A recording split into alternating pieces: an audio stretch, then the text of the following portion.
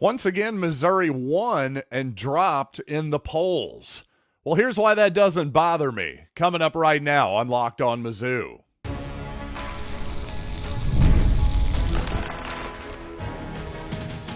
You are Locked On Mizzou, your daily podcast on the Missouri Tigers. Part of the Locked On Podcast Network, your team every day.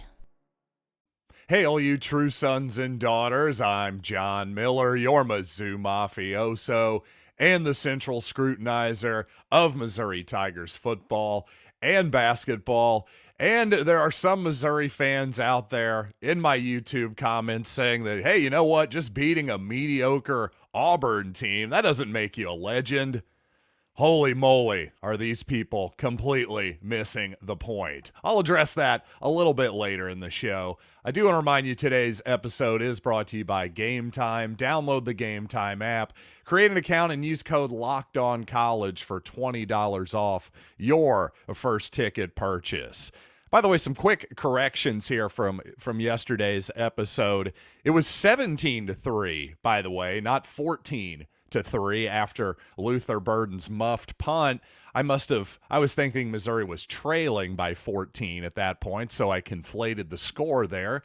Also, Brady Cook scored that fake pitch play to Luther Burden. He did score on that play. It was a two-pointer, though, not a touchdown, as I erroneously said in yesterday's episode. So my mistake there. But what's not a mistake is I know that finally we've got a kickoff time here for Missouri and Alabama, 2:30 on ABC this Saturday. And indeed, the Tigers have moved down in both the AP and coaches' top 25 polls, causing some consternation among Missouri fans. But of course, the polls these days a lot less relevant than they used to be, number one. And you also have to look at the context. What was surrounding Missouri and what happened this past weekend?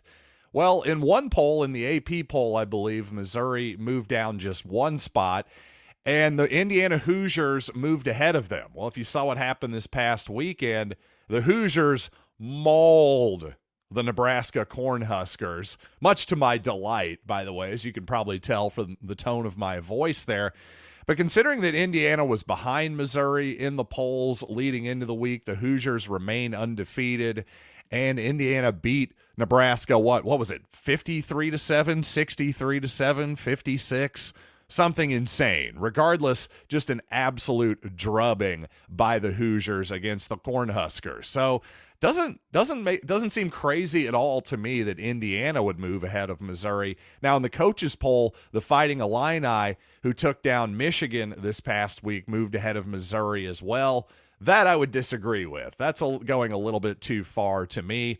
But again, tough for me to get too worked up about it either way because, to be brutally honest, the Tigers have not really been up to snuff so far for the most part this year. And as much as that was an incredible comeback by Missouri, again, fair to say that was a mediocre Auburn team. And Missouri has had to fight hard in all of its Power 5 victories so far. I guess Power 4 at this point if we're not counting the Pac-2. But regardless of what we think about what Missouri's done so far this season, the reality is Missouri controls its own destiny. As long as Missouri wins the rest of its games, there is no question it's going to be in the college football playoff. But what if Missouri loses to Alabama this week? Well, still not officially out of it by any stretch of the imagination, but obviously at the very least the Tigers would need to win its final 4 games. And also, on top of that, I think it's really important what kind of loss. Again, hypothetically speaking here on Saturday against Alabama. If Missouri were to lose this game, it's one thing if Missouri loses a competitive game to Alabama 20-17 or something like that. It's a whole other scenario if the Tigers are dominated as they were in College Station against Texas A&M a couple weeks ago. If that happens or something similar, then it truly is all over for Missouri. Even if they run the table at 10-2, I think a humiliating loss by Missouri against Alabama, I think it's all over at this point. Gabe DeArmond did a pretty good job of laying it out in his 10 Thoughts column this morning for those of you who are subscribers, of just saying, hey, look at all these different teams that are probably going to end up 10-2. A large chunk of them are going to end up at 10-2 or better among SEC teams. So again, more than likely, Missouri's going to have to beat Alabama this week. Technically, they'll still be alive, but the main point here is, regardless of everything that's happened, regardless of what anybody thinks about the start of this Missouri season, the Tigers amazingly still control their own destiny. And then, of course, the rest of the last third of this Missouri schedule after Alabama, there will be a bye week after the Tuscaloosa game. I would say in order of difficulty here, from hardest to least, I'll say at South Carolina, the most difficult game for the Tigers left on the schedule after the Alabama game. Then home against Arkansas, a team that, again, the high variance Hogs, as I've called them all season here, a scary team, a team with talent, a team that shoots itself in the foot on occasion like Auburn as well, but a team that, to me, is even more scary offensively in particular than is the Auburn Tigers. Then you've got Oklahoma at home, in my opinion, the third easiest game left on the Missouri schedule here. And then at Mississippi State, heck, you could even convince me that Oklahoma might be an easier game than Mississippi State, considering the Tigers have the Sooners at home, at least. That's how rough it's been for Oklahoma so far. A whole bunch of injuries at receiver, and their offensive line, I believe, has had some injuries as well, but it's just been really, really disappointing. Probably the worst offensive line Oklahoma's had in a couple decades or something like that. A spot where they're normally incredibly strong. Not so much so far here in the SEC play in 2024. Regardless, I think obviously the Tigers are going to be rooting hard for Vanderbilt the rest of the way. Obviously, Arkansas and South Carolina, presumably the Tigers, again, hypothetically here, the Tigers win those games and are fighting for some type of positioning at 10-2. You'd have to be rooting for those teams, as those would be looking like fairly strong victories as well. But again, you got to hope the Vanderbilt Commodores in particular would continue to play good football if you're a Missouri fan and the Tigers wind up at 10-2. But ultimately, I think it's almost certainly, more often than not at this point, I think it's all about the rest of these games. Tigers got to go 5-0 to make the playoff, and it starts with a real tough one in Tuscaloosa, where the Tigers are 13.5-point underdogs. And the more I thought about it, the more that number does make sense. I was a little bit initially surprised, but then you think about it, Brady Cook, how's that ankle going to be feeling this week? Because after he came back, obviously adrenaline, a combination of adrenaline and possibly a needle to the ankle as well, a painkiller of some sort, had him running around and looking pretty spry. I don't know if that's going to be happening this week. So a hobbled Brady Cook or potentially a backup, I don't think that's very likely. I think you're much more likely to see Brady Cook at much less than 100% than you are Drew Pine at this point. So ultimately, bottom line, the 13.5 does make sense. Missouri's got a big task ahead of it this weekend. And believe it or not, I've got multiple Missouri fans in my comments disagreeing that past game was not a legendary performance by Brady Cook. And I'll just first say the key word there is indeed legendary, as in the stuff of legend. Some of you are rather overthinking this particular topic, and sometimes you just got to feel it. And I'll explain what I'm talking about here in just a little bit. But first, Z-Biotics pre-alcohol probiotic drink is the world's first genetically engineered probiotic. It was invented by PhD scientists to tackle rough mornings after drinking. Here's how it works. When you drink, alcohol gets converted into a toxic byproduct in the gut. It's this byproduct and not dehydration that's to blame for your rough next day. Pre-alcohol produces an enzyme to break down this byproduct. Just remember to make Z-Biotics your first drink of the night. Drink responsibly, and you'll feel your best tomorrow. So I gave pre-alcohol a try when I was doing some tailgating this season, and right before I drank my first IPA, and you wouldn't believe how on top of my game I felt the next day. So go to zbiotics.com/lockedoncollege to learn more and get 15% off your first order when you use the code, Locked On College at checkout. ZBiotics is backed with a 100% money back guaranteed. So if you're unsatisfied for any reason, they'll refund your money, no questions asked. Remember to head to zbiotics.com/lockedoncollege and use the code Locked On College at checkout for 15% off.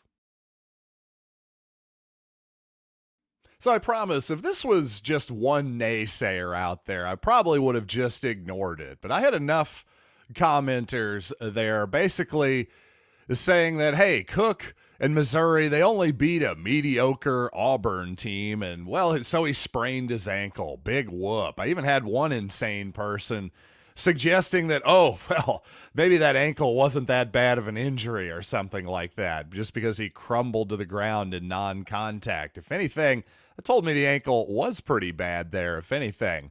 But regardless, talk about completely and utterly missing the point. And I've got a few reasons why. Number one, let's not pretend that 14-point comebacks are common or something like that. In fact, they're rather uncommon. I saw a stat at the end of the game that this was Missouri's sixth victory by trailing by 14 or more points in SEC play since entering the conference in 2012.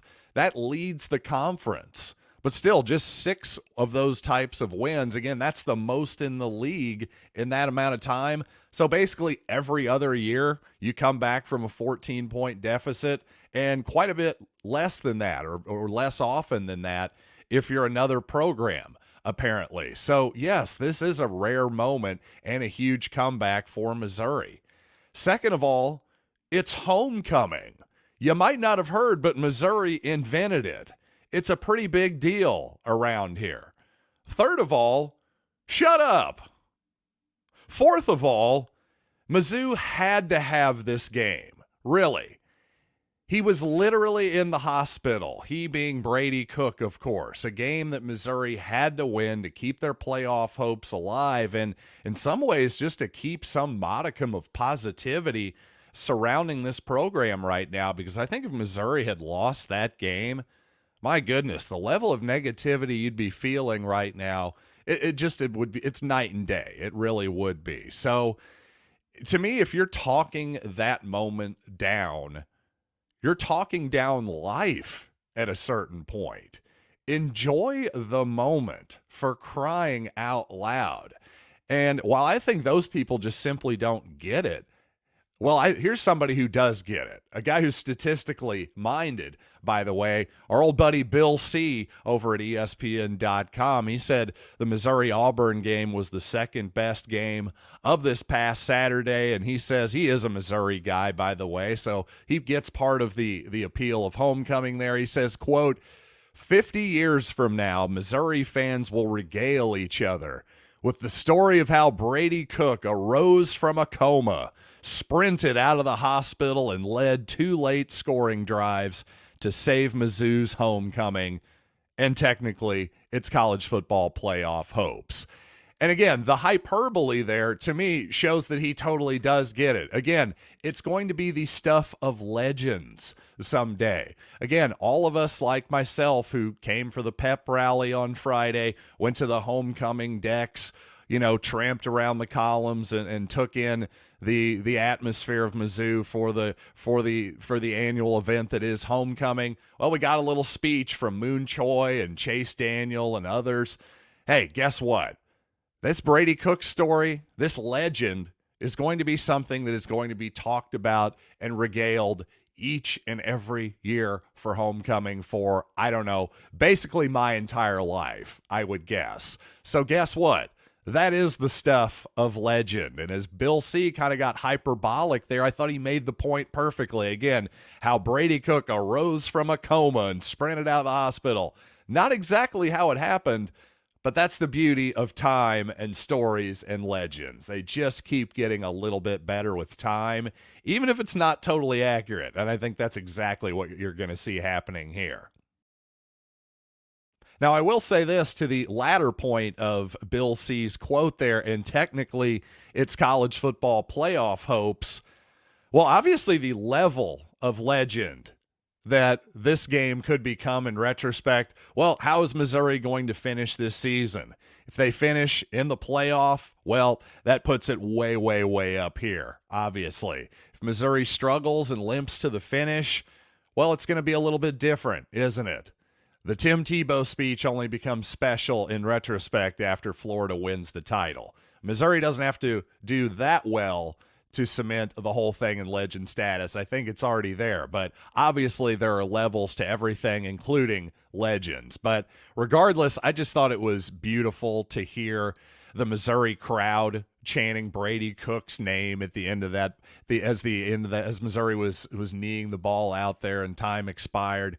I thought it was even better to see his teammates chanting his name as they hoisted Brady into the air in the locker room, and Brady, by the way, kind of shaking it off like, oh, no, as if to say this was a team effort. And no doubt that it certainly was a team effort. Like the Missouri defense in particular, well, gave Brady plenty of opportunities because that first drive Brady came back, Missouri scored a touchdown. Well, we forget maybe, conveniently, again, as legends, as they go on here, we'll forget that those next two drives ended up in Missouri punts. So the Missouri defense had to play its part too. But you know what, Brady Cook? Once again, take this one in, buddy, because you deserve it.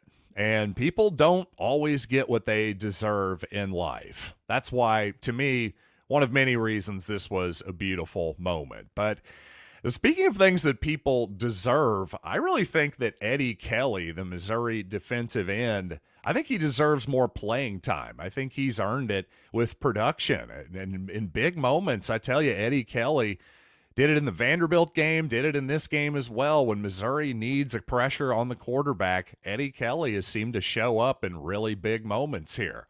Also thought Nwaneri, the talented five-star Missouri freshman, obviously, he was very productive in very limited action, just 3 snaps. Well, he got a pressure or two in those snaps, I thought. So Nwaneri, to me, has earned more playing time as well, especially with Joe Moore now out for the season.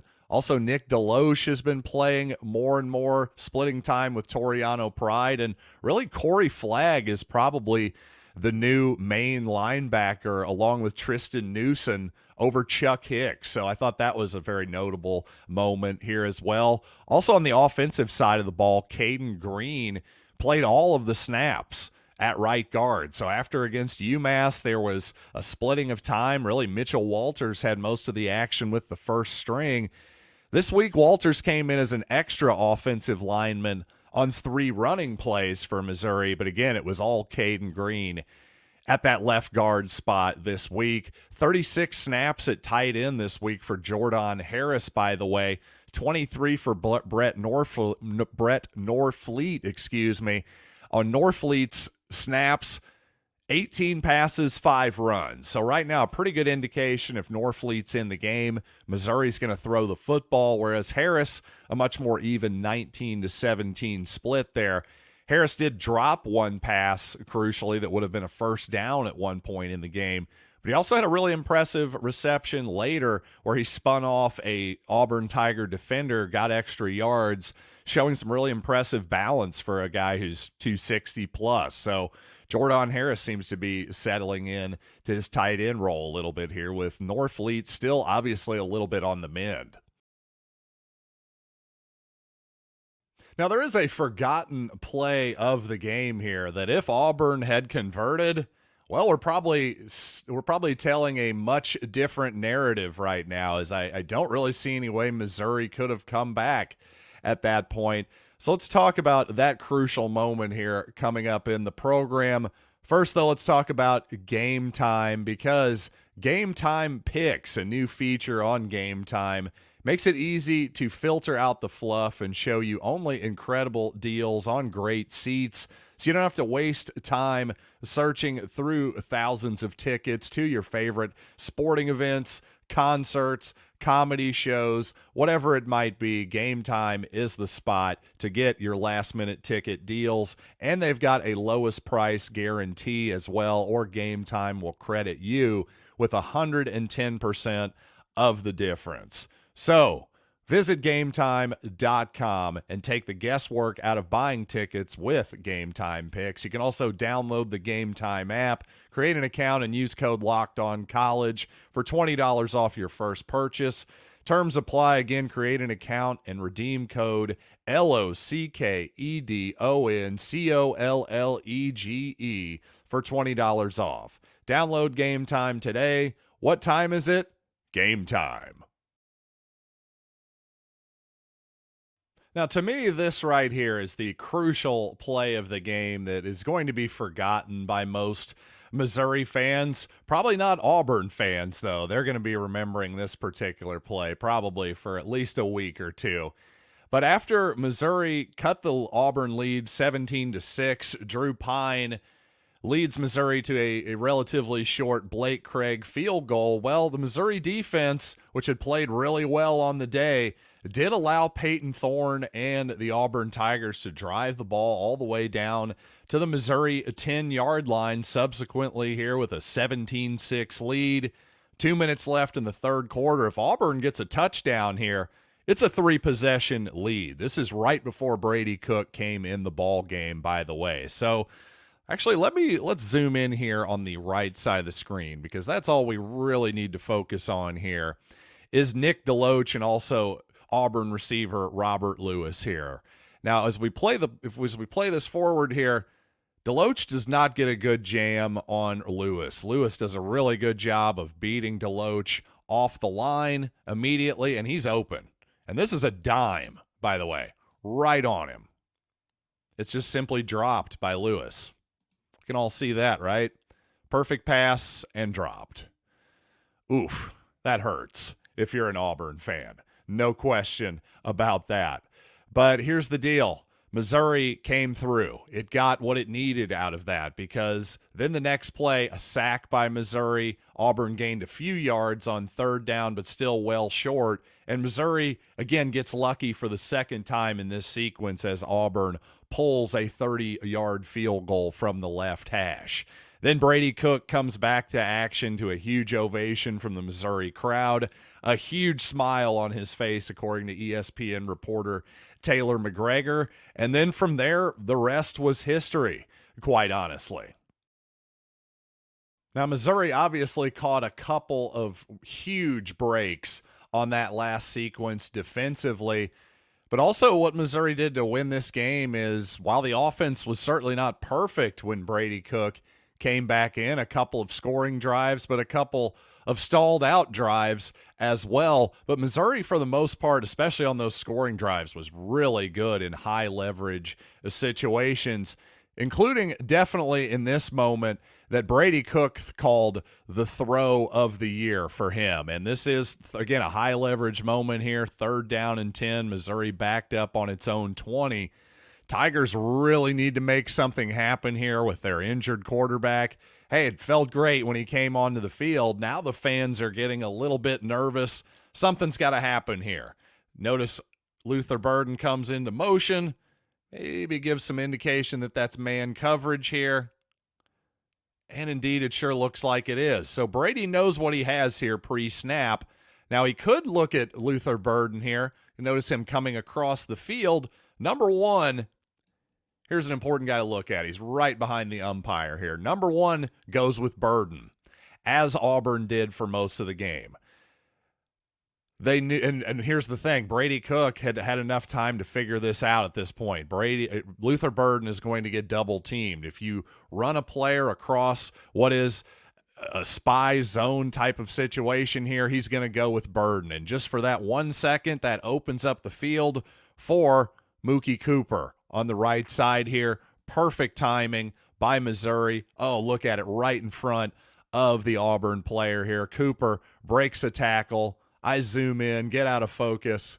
Cooper gets all the way down to the 1-2 yard line here, somehow doesn't score. I'm pretty sure that's the weird statistic in all of Missouri current history, by the way, is that Mookie Cooper still does not have a touchdown. But a great play here by Cooper.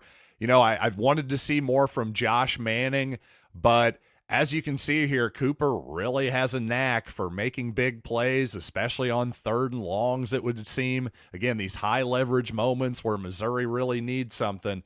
It sure seems like Mookie has a heck of a knack for making big plays there. So you can still see why Cooper is a big part of the offense. I would also point out that Manning flashed again for me in this ball game, especially as a kick returner, by the way, too. I think so far he's been the most effective kickoff returner that Missouri has had so far. So not only would I like to see him offensively get some more run, I'd like to see some more special teams action for Manning as well. I think that's a pretty obvious change that I think Missouri and Eric Link, the special teams coach, will stick with here, probably for the duration of the season. But hey, thanks for sticking with this episode of Locked On Mizzou, and thanks for making it your first listen today. For your second listen, check out Locked On SEC with my guy Chris Gordy. You'll find Locked On SEC, of course, on YouTube and wherever you listen to audio podcasts as well. So until next time, I am John Miller, and this has been Locked on Mizzou.